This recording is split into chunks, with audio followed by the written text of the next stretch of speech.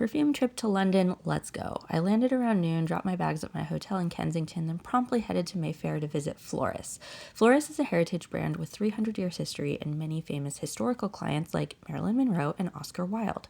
The shop even has a museum, and I basically interrogated the staff. Fortnum and Mason was just around the corner, so I stopped in, and I was honestly surprised by how good their selection of niche perfume was. They also carry the historical brands Grossmith and Penhaligon's, but most importantly, they have afternoon tea, and I was starving, so I had to stop in.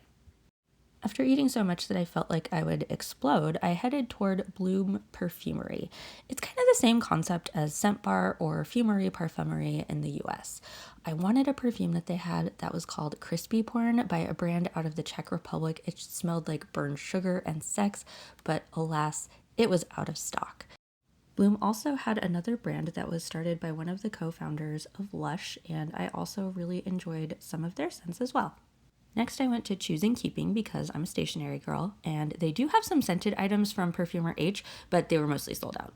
I did get a haunted Victorian doll head pen by a glass blower who finds doll heads in a river near his house. With a story like that, I obviously had to.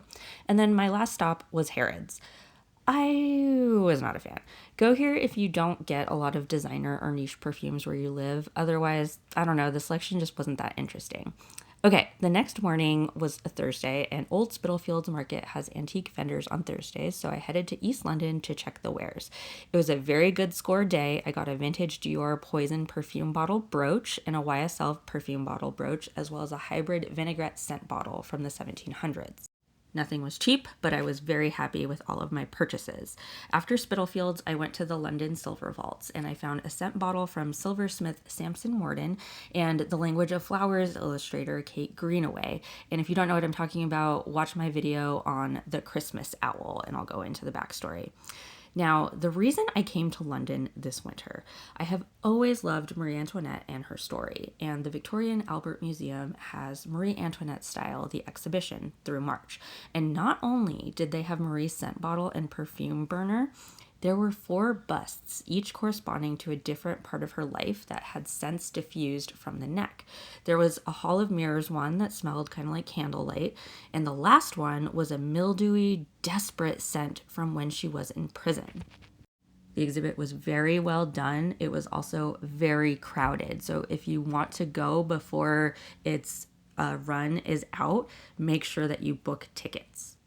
And the other fun part of the exhibit was in the very last room, they had designer dresses that were interpreting what Marie Antoinette style would look like today. My favorite dress was a John Galliano that had Marie Antoinette's face on it. And they also had shoes and jewelry that Kirsten Dunst wore in the movie.